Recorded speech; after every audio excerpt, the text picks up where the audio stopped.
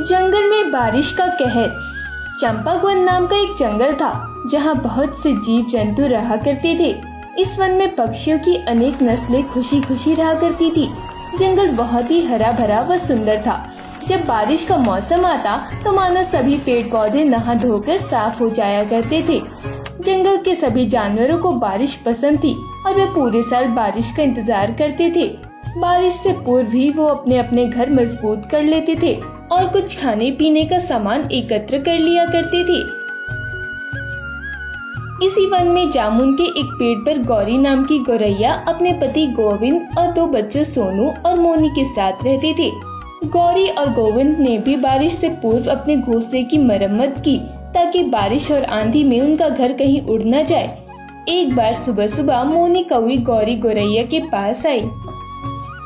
अरे बहन, कितनी गर्मी पड़ रही है। लगता है कि सारे पंखी झुलसे जा रहे हैं। सही कहती हो बहन, जाने कब बारिश होगी और हमें राहत मिलेगी।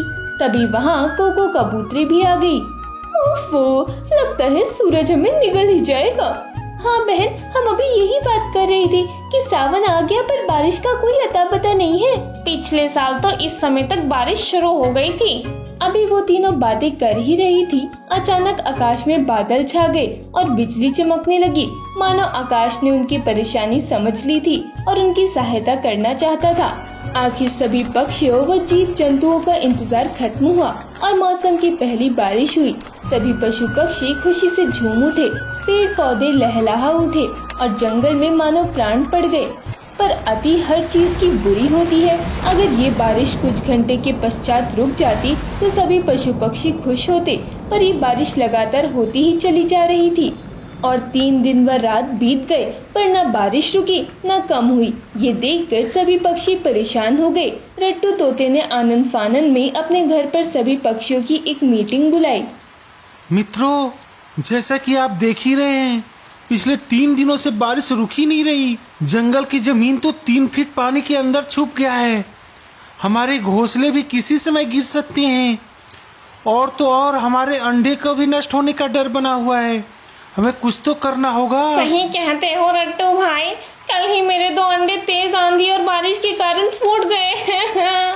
मैंने भी अपना घोंसला बारिश से पहले ही ठीक कराया था, पर लगता है कि इतनी तेज आंधी व लगातार बारिश के कारण मेरा घर कभी भी गिर सकता है। अरे बहन, मेरा तो घोंसला आंधी में कल रात ही उड़ गया। मैं तो रात भर डाल पर बैठी बारिश में भीगती रही। मैं तो जिस पेड़ पर रहता था वह पेड़ जड़ के सहित ही उखड़ कर गिर गया है। इस प्रकार सभी पक्षी अपनी अपनी परेशानियां बताने लगे। बाहर जोर जोर से बिजली कड़क रही थी, मानो इंद्रदेव नाराज हो रहे हो। लगता था बारिश सबको ले डूबेगी। देखो भाइयों और बहनों, मैंने ये सभा इसी विषय पे चर्चा करने के लिए बुलाई है। ऐसे संकट के समय हमें हिम्मत नहीं हारना है और एक दूसरे की सहायता करनी है। पानी के बहाव इतना तेज है कि पेड़ों की जड़ें कमजोर हो रही हैं और परिणाम स्वरूप पेड़ गिर रहे हैं। पेड़ ही हमारा घर है, यदि वो गिर गए तो हम कहाँ रहेंगे। जमीन तो पहले ही पानी में डूब चुका है। तो भैया तुम ही बताओ हम क्या करें। मैं बताऊं? हाँ गौरी, तुम बताओ, तुम्हारी क्या सलाह है। मैंने देखा है कि मनुष्य लकड़ी की सहायता से नाव बनाते हैं जो पानी पर तैर सकती है। मैं हमेशा ध्यान से उन्हें नाव बनाते देखा करती थी और सीखा करती थी। क्यों ना हम भी मिलकर एक बड़ी सी नाव बनाएं और जब तक बारिश नहीं रुक जाती उसी पर घर बनाकर रहें। इससे ना तो हम डूबेंगे और ना ही पेड़ गिरने का कोई खतरा रहेगा। हाउस बोट के अंदर हम सब सुरक्षित रहेंगे। गौरी की बात पर सभी आपस में खुसुर पुसुर करने लगे। बात तो सही थी। अगर वो लोग मिलकर एक हाउस बोट बनाए तो बारिश से भी बचे रहेंगे और पानी में डूबेंगे भी नहीं। फिर क्या था, सभी पक्षी मिलकर हाउस बोट बनाने लगे। गौरी ने उन्हें बताया कि किस तरह लकड़ी के पट्टों को जोड़ जोड़ कर उसे बोट का आकार देना है। सभी पक्षी आपस में मिलजुल कर काम कर रहे थे और एक दूसरे की सहायता कर रहे थे। कोई लकड़ी काट रहा था, कोई उन्हें आपस में जोड़ रहा था, तो कोई उस पर कीले ठोक कर उसे मजबूत बना रहा था। मोनी कौवी और कोको कबूतरी सबके लिए खाना बना रही थी। इस प्रकार दिन भर सभी पक्षियों ने मेहनत करके एक सुंदर और बड़ी सी हाउस बोट बना ली। अरे वाह, हमने तो बहुत सुंदर हाउस बोट तैयार कर लिया है। अब सभी बच्चों और अंडों को लेकर आते हैं और पहले इन्हें सुरक्षित कर लेते हैं। हाँ रिट्टू भैया, ये तो आपने सही कहा। पहले बच्चों और अंडों को लाना चाहिए। सभी पक्षी अपने अपने बच्चों व अंडों को सुरक्षित हाउस बोट में पहुंचाने लगे और आखिर में वह सब भी हाउस बोट में चढ़ गए। बच्चे हाउस बोट पर आकर बड़े खुश व उत्साहित थे। अरे मामा, ये बोट तो बहुत सुंदर है। क्या हम अब हमेशा यहीं रहेंगे? नहीं बेटा, बारिश के बाद हम फिर घोंसला बनाएंगे और उसी में रहेंगे, क्योंकि बारिश के बाद पेड़ ही सबसे सुरक्षित जगह होगी हमारे लिए। माँ, मुझे तो यहीं रहना है। ये बोट तो किसी झूले की तरह झूल रही है। कितना मजा आ रहा है। चंदमन, जब पानी का स्तर कम हो जाएगा तो ये बोट जमीन पर उतर जाएगी और तब हमें बिल्ली, हाथी, शेर और कुत्ते जैसे जमीन पर रहने वाले पशु नुकसान पहुंचा सकते हैं। इसलिए तुम्हारी माँ कह रही है कि हम पेड़ पर ही सुरक्षित रहेंगे। अच्छा मोना आंटी, अब मैं समझ गई। तो इसलिए हम सब पक्षी पेड़ों पर घोंसला बनाकर रहते हैं। सही कहा मेरी बच्ची, अब तो समझदार हो गई है। चंदमुन खुशी खुशी सबके साथ खेलने लगी। हाउस बोट पूरे एक सप्ताह तक पानी में हिचकोले खाती रही। एक रात बहुत जोर से बारिश हुई। सभी के घोंसले टूटकर गिर गए और कई पेड़ उखड़ गए, पर पक्षियों को कोई नुकसान नहीं पहुंचा। वो सभी अपने हाउस बोट में सुरक्षित थे। अगले दिन सूरज निकल आया। समय रहते हमने यह हाउस बोट तैयार कर ली, वरना जाने क्या होता। सही कहती हो बहन। कल रात तो इतनी तेज बारिश और आंधी आई कि हम सबके घोंसले गिर गए। सोचो, अगर हम उन घोंसलों में होते तो हमारा और हमारे अंडे बच्चों का क्या होता। ये सब गौरी के कारण हुआ है।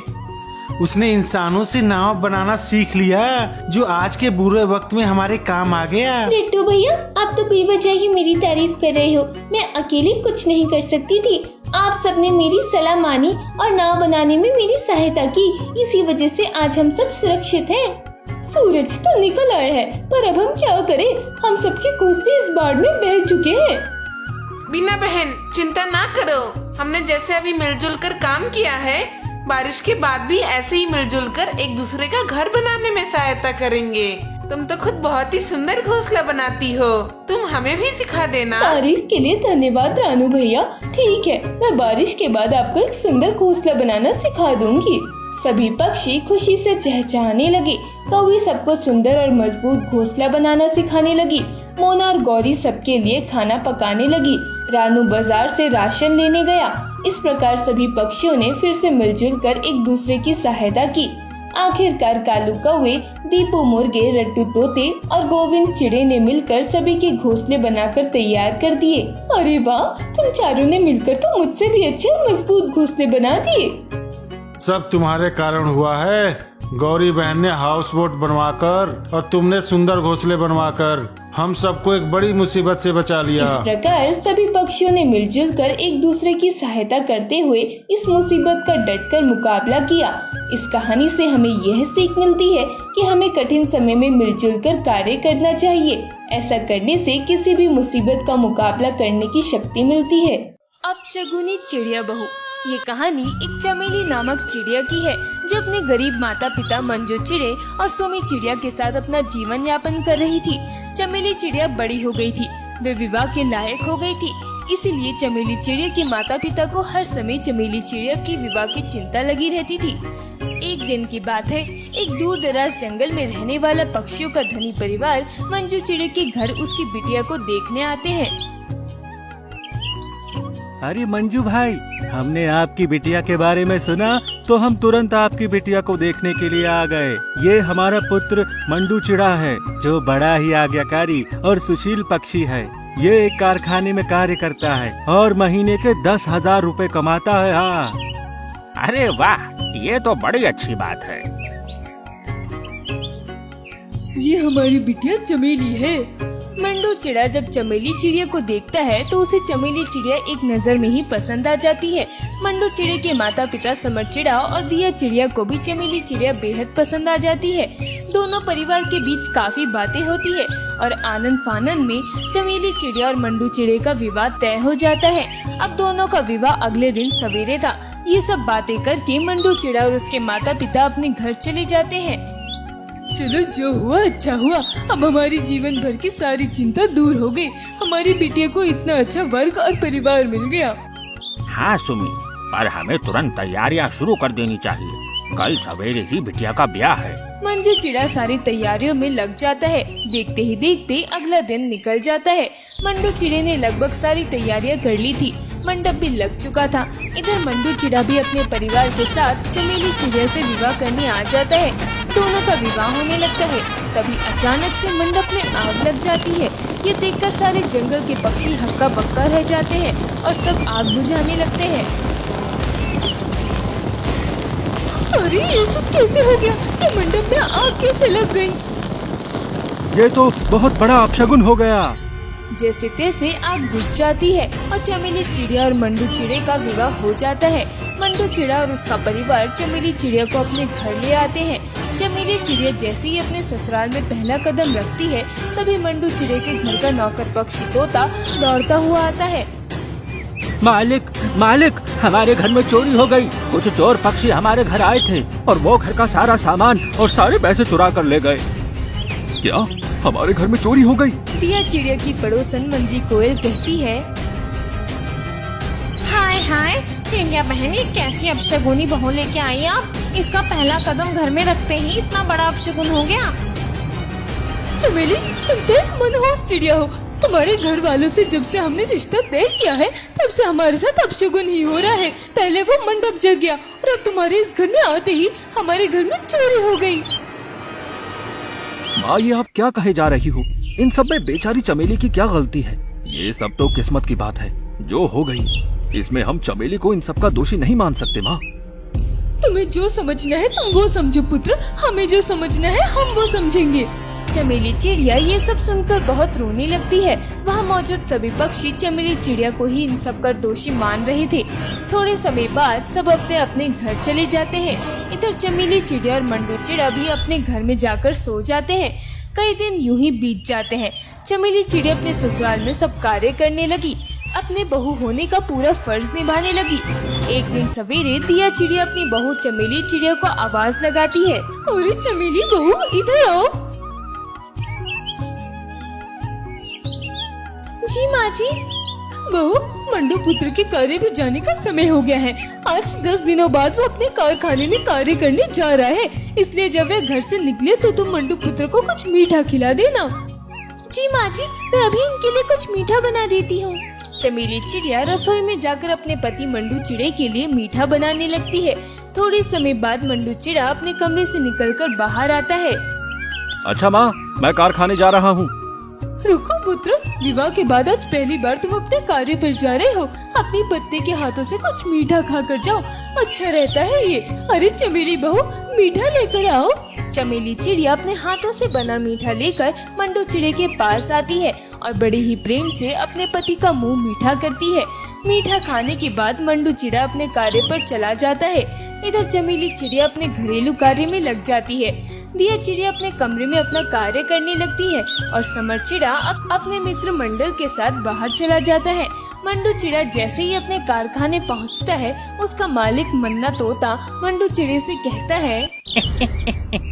अरे क्या बात है चिड़े भाई, बिहार के इतने दिन बाद कारखाने आए हो? हाँ मालिक, बिहार के बाद घर में थोड़ा ध्यान रखना पड़ता है ना। कुछ जरूरी कार्य थे करने को, बस वही कर रहा था। चिड़े भाई, अब तुम अपने घरेलू कार्य ही करो। अब तुम्हें इस कारखाने में आने की कोई जरूरत नहीं। ये आप क्या कह रहे हो मालिक? मैं बिल्कुल सही कह रहा हूँ चिड़े भाई। आपने बिहार के 2 दिन के बाद ही कार्य पर आने को कहा था, पर आपको तो आज 10 दिन हो गए। इसीलिए मैंने अपने कारखाने में तुम्हारी जगह एक नए कर्मचारी पक्षी को रख लिया है। अब तुम अपने घर पर ही रहो, समझे? अब जाओ यहाँ से। मालिक ऐसा न कीजिए मालिक, मैं बर्बाद हो जाऊंगा मालिक। मुझे इस कारखाने से मत निकालिए मालिक। मन्ना तोता उसकी एक नहीं सुनता और अपने कमरे में जाकर बैठ जाता है।